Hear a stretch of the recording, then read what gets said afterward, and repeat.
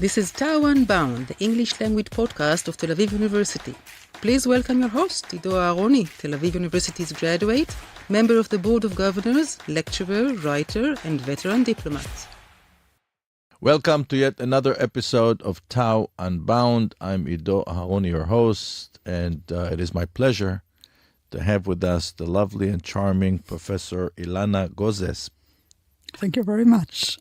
It's my honor to be with you.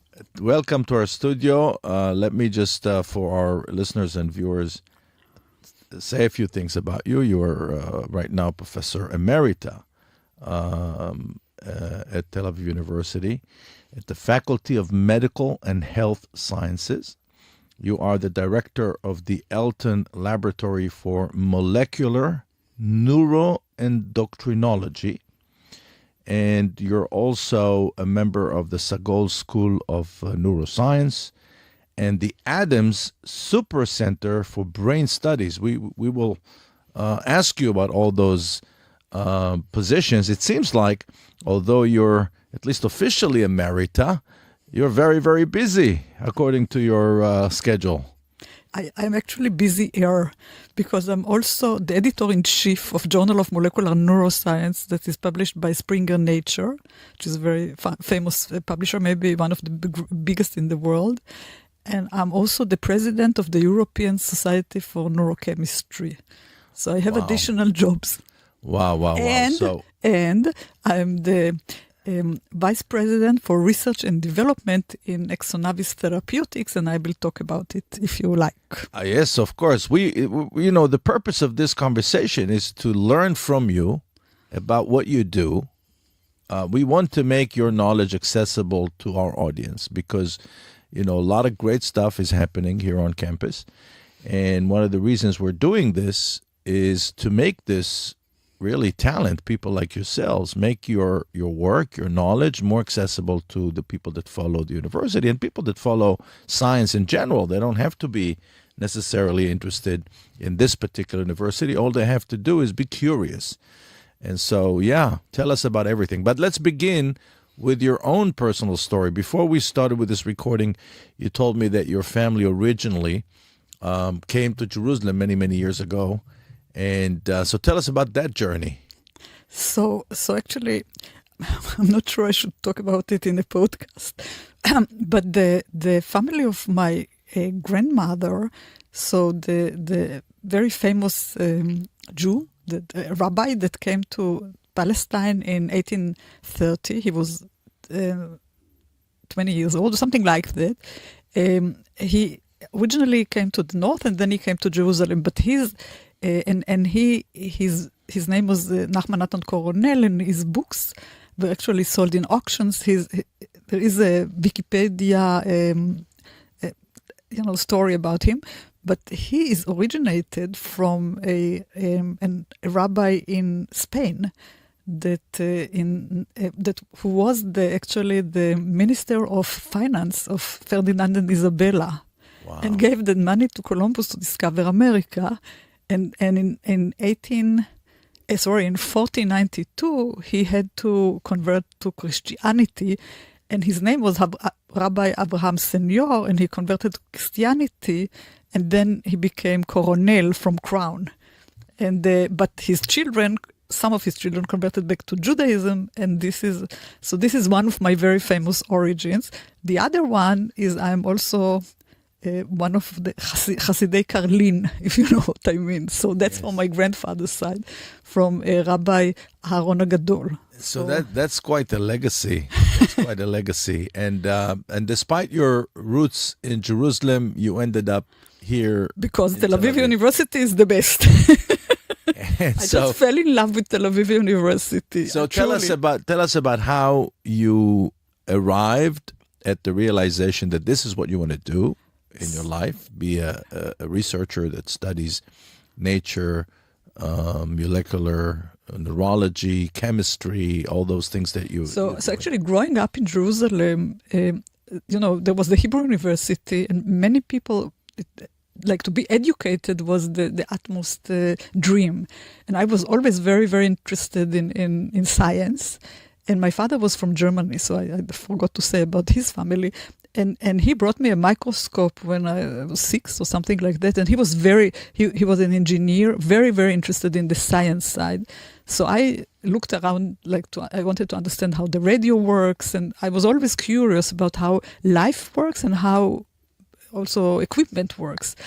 And being surrounded by people who were professors at the Hebrew, not so many, but there were professors at the Hebrew University, I was very interested in that, and I liked that as a career. And I always, actually, as a very young child, I wanted to become a research, not a clinician seeing patients, but to solve clinical problems. And then when I was more familiar with the brain, this really interested me, and also genetics. So the understanding how genes affect behavior, how does our brain function, and how can we make the world better? So this was the... So how genes affect behavior, it sounds like, this is really the everybody's talking about it, right? This is the not even the new frontier. This has been the frontier of science for many years. So actually in 1983, I actually wrote a grant for the U.S.-Israel Binational Science Foundation, and I called it From Gene to Behavior. And at that time, my laboratory, that was when I just started my laboratory, and I got a prize for this. I was the best in the country. I was very young at that time, so I got the Bergman Prize from President Navon at that time in his house. That was I'm very proud of that. And the question was if we can identify genes, isolate genes that when you knock them out, that was before anybody knocked anything out, actually you will affect behavior. And indeed, I was the first in the world to clone a gene for a hormone that is called VIP, let's say very important hormone or very important protein. And we saw that indeed it affects behavior. We knocked it out in animals, and we saw that we changed the behavior of the animals. So this kind of led me into a more advanced understanding of the genes are indeed very important, and we know that, and affect behavior, and it's also the gene interaction, and this led me to stop me when I'm becoming boring. So this led me to try and see how does this VIP work, what other genes it regulates, and how does it really protect the brain, and what does it do, and then through that I actually discovered another gene that was new. VIP was known before I cloned the gene, or my laboratory cloned the gene, but then we discovered a new protein to science that was not known before, that we called activity-dependent neuroprotective protein, or in short, ADNP. So we looked to see how the brain protects itself, because we know that we need all these nerve cells to interact, talk to each other, and by talking to each other, then we talk, we walk, we think. So trying to see which are the genes, the genes that we have that makes proteins that should act normally, and then how do they affect the behavior? Now, did you gain any insight into the ancient debate in popular culture about nature versus nurture? Yes. Please share with us. Yes, so I wanted to go back to this ADNP. So I discovered this gene in protein, that it encodes a protein that is associated with this hormone, very important protein, VIP, that VIP regulates it. And then I asked, so what happens if I knock out ADNP in the animal? And when I knock out ADNP in the animal, there is no brain. So we discovered a gene that is essential for the formation of the brain. Without it, there is no brain.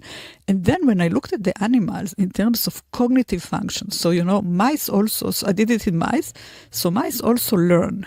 And when I looked to see how they learn, they were very slow. So something was wrong because of this change, of this half the content of ADNP. If there is no ADNP, no brain, half the content of ADNP or a mutation in ADNP, then the mice are very problematic in learning. and social recognition. I'll come to the nature versus this is still nature. So this is the genes are problematic. And I was kind of alone in my world of ADNP studying it. And then some years ago, in 2012, 2013, people started asking what is happening in children that are within the autism spectrum disorder and also within developmental delay and intellectual disability. Why you have two parents who are okay. The child doesn't have Down syndrome, which we all know for many years, but the child has problems. And why is that? And what was discovered, not by me, by geneticists that are doing, clinical geneticists that are looking to see what is different between the child genome and the parents, because the parents are okay and then the child is not okay. So with Down syndrome, we know it's one chromosome that is all of a sudden duplicated. But there are cases where you don't see something so robust. And then it was discovered that ADNP is actually one of the major genes that undergoes a mutation out of the blue in the sperm or in the ovum, or maybe at the beginning of fertilization. And then the child has ADNP syndrome. And the child looks like my mice that have half the content. And so, now, does that come from the parents or could come from the grandparents through the parents? No, it doesn't come from the parents. It's a mistake during it's not from the parents. The parents are okay. So it's in the system itself. It's like when people get cancer and there is a mutation out of the blue that happens because of UV irradiation, let's say, because if people are exposed too much to UV, there can be a mutation and then there can be cancer propagation. So it's the same. Out of the blue, the DNA replicates and then all of a sudden there is a mutation. And then this mutation is in the sperm, and then the sperm has this mutation, or the egg has this mutation. They meet, and then a child with a mutation in ADNP is born, and this it's called de novo. It's out of the blue, and then the child has ADNP syndrome. He looks like the mice that have half or he or she, half the content of ADNP. If there will be, in my opinion, mutations in the two, our genes have two copies, unless they are sex genes. So if the two copies will have a mutation, then there won't be a brain.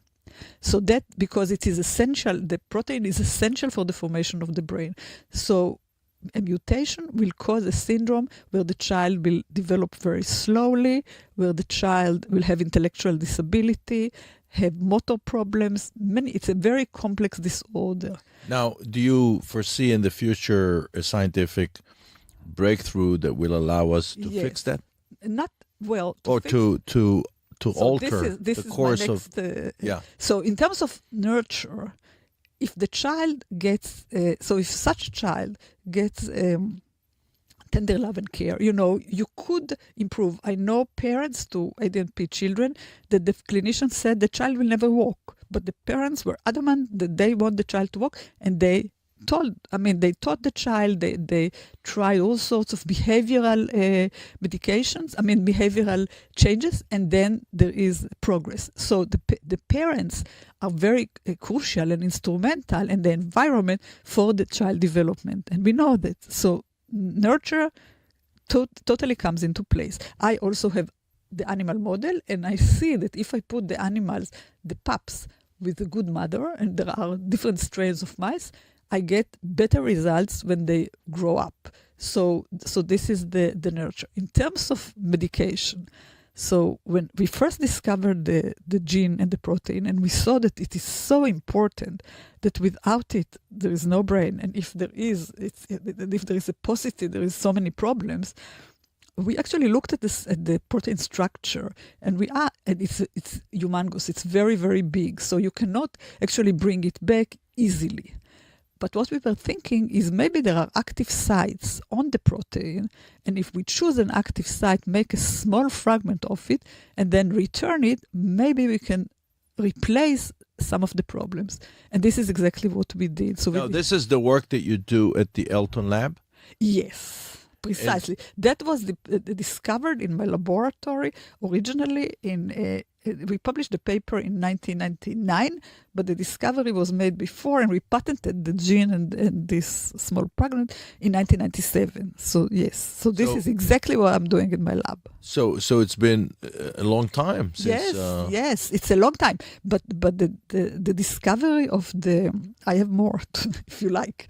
So the discovery of the syndrome, the ADNP syndrome, was only in 2012. It was the first kind of, people saw, I did see a report that if there is a mutation, but we thought it's very, very rare. So it's still very rare, but now there are like 450 children around the world, and there is a projection of about 10,000.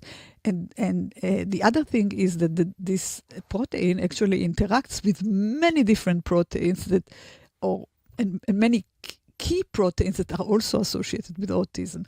Meaning that you can actually, maybe if you treat one, you will be able to treat another of a similar, outcome. So what we found is an active site on the protein, and this active site on the protein can bring back some of the fundamental functions of this protein, which is mostly fundamental part of the activity is actually the interaction between nerve cells. So it works on the interaction movement of proteins inside the nerve cells, and also interaction between nerve cells. And this is what doesn't develop properly in these children, and also maybe dies early in these children. So this is what we are targeting at. And another finding that we had, and by the way, we call the drug candidate davunetide, so this is the name. And what we also saw is not only can this mutation, the novel mutation, occur in the egg or in the sperm, we also saw that mutation, and this is called somatic mutation, so this happens during lifetime in the brain of Alzheimer's patients. So we saw in postmortem in Alzheimer's patients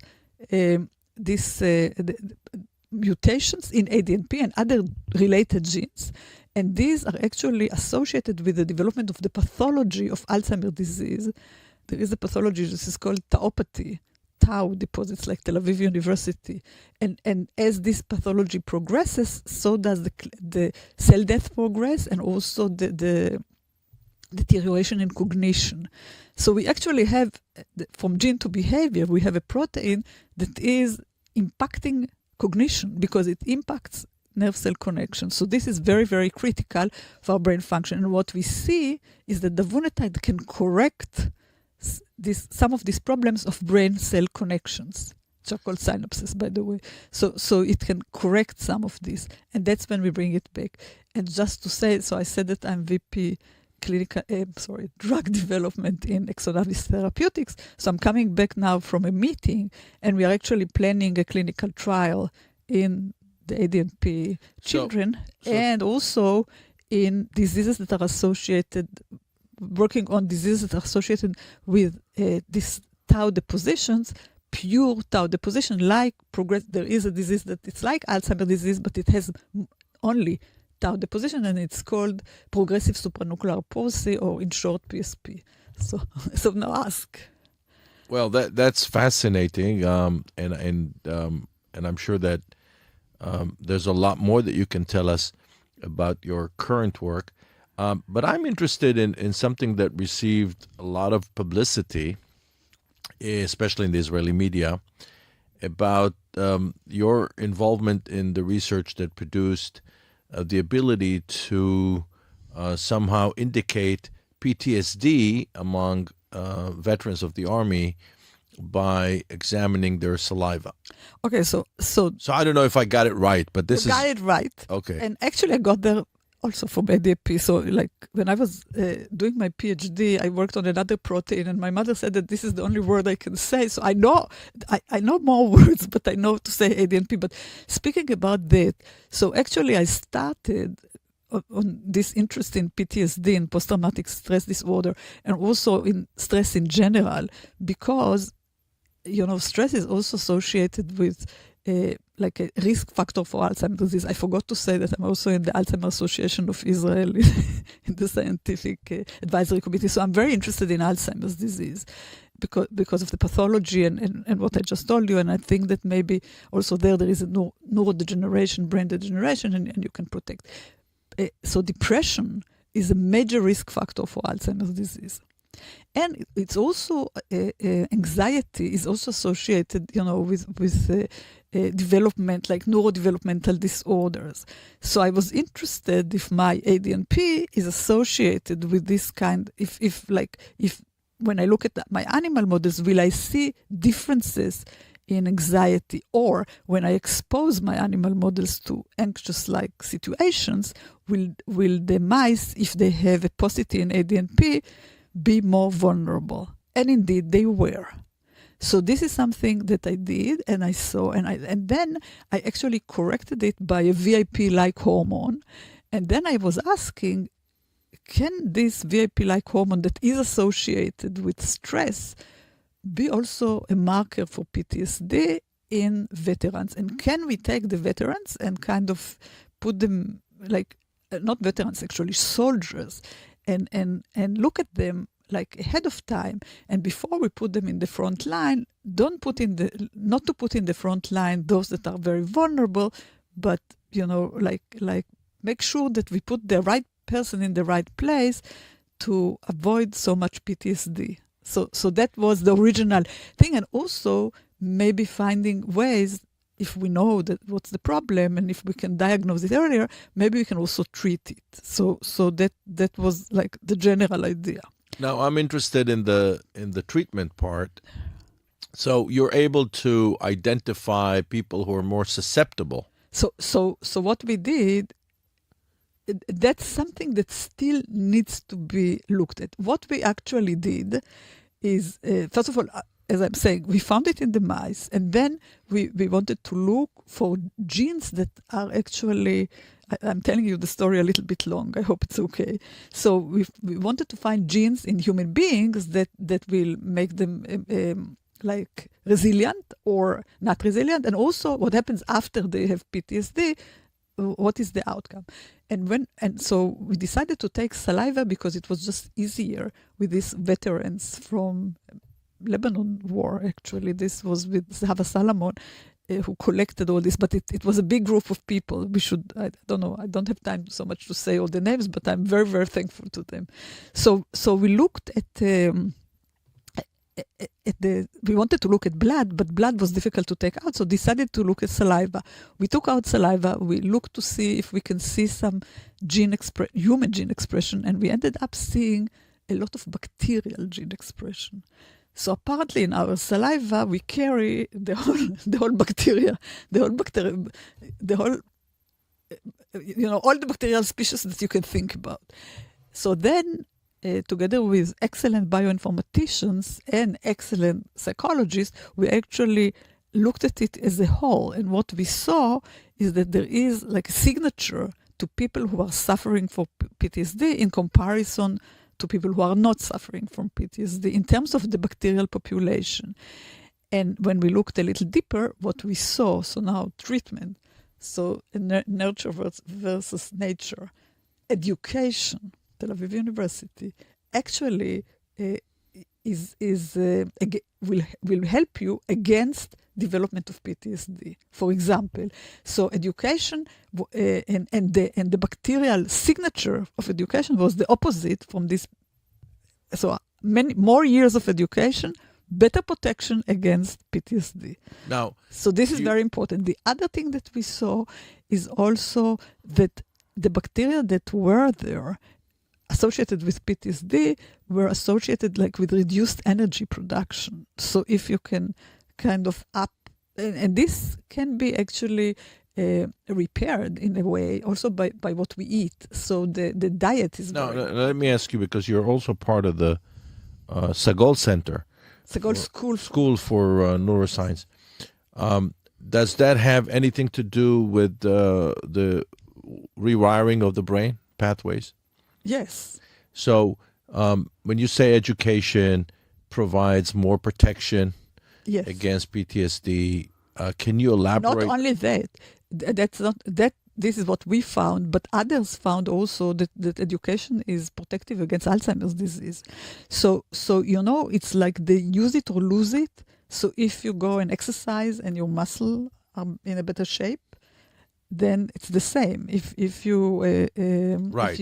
if you educate and you can educate yourself, then it's protective against Yeah. PTSD and against Alzheimer's disease. And as I and- said, depression is a risk factor for Alzheimer's disease. Right. And there's a whole bunch of people that Yeah. wrote in popular culture and popular science Exactly. books about how the brain is like a muscle and should be Treated flexed like and that. It's and not only trained. that, the other thing that we found that will change is the air pollution. So clean air.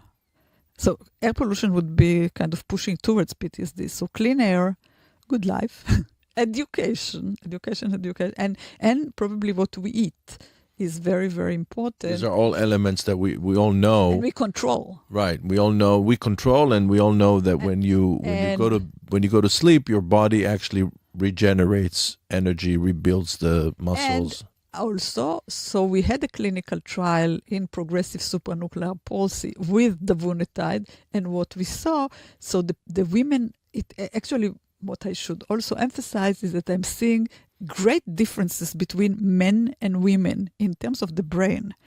Oh my God, this is not politically correct to say that. these Well, days. it is politically correct because this is... No, I'm just kidding. I'm teasing It's you. very important actually to look, I mean, we are the same, but in terms of medicine, so also the medicine for the brain, we should differentiate between men and women because we are not exactly the same. So in progressive supranuclear palsy, we saw efficacy for davunitide in women, and we saw that the disease progresses faster in women. So this is something to keep in mind, that our brain develops maybe a little bit differently and also ages a little bit differently and is sick a little bit differently in men and women. And so because of estrogen and because of testosterone, and we should look at it like that, and we should treat and separate. So we have individualized medicine, personalized medicine, or precision medicine, if you like, and we need to look at that very, very carefully. And this is very, very important.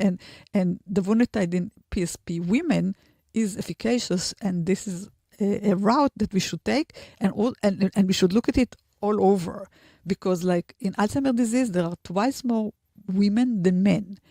In autism, on the other hand, it's many more boys than girls. 1 to 3, 1 to 4, 1 to 5. So it's really a big difference, and we should keep this in mind not only when we work on sex organs and reproduction, but also when we talk about the brain. We should have personalized medicine. So what we saw, back to depression, we saw that in women with progressive supranuclear palsy, when we treated with davunitide, we actually protected also against geriatric depression. So this is also something to keep in mind, that maybe also in depression, treatment of depression, we should also think about the sex differences. Now, when you talk about precision medicine, so what can we learn from your research and the research of your colleagues in your lab about the possibilities of really customizing medical treatment for people with problems like Alzheimer's and Parkinson's and so on?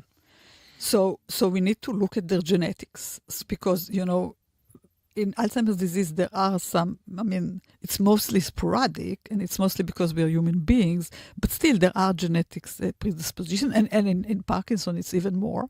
So we need to understand the genetic predisposition, the environment, so that's nature versus nurture, and we should remember the sex differences, because this is something that is glaring, and we know now, and this is like it used to be, and I'm a basic scientist. It used to be that we work only on male animals, because the females, they have the period, they have the estrous cycle. So why bother? Let's work on males. And also, many of the clinical trials originally were performed on white males. it's not only the sex, it's also the origin of the person. And there are differences. I mean, we are the same, but we are different, and we should take care of that, when we are developing medication, and we should be aware of the fact that sex is not only the sex organs. Yeah. Do you understand scientists that are trying to deny all the things that you're talking about? No. I actually gave a keynote speech in a meeting in Germany, speaking about sex differences, and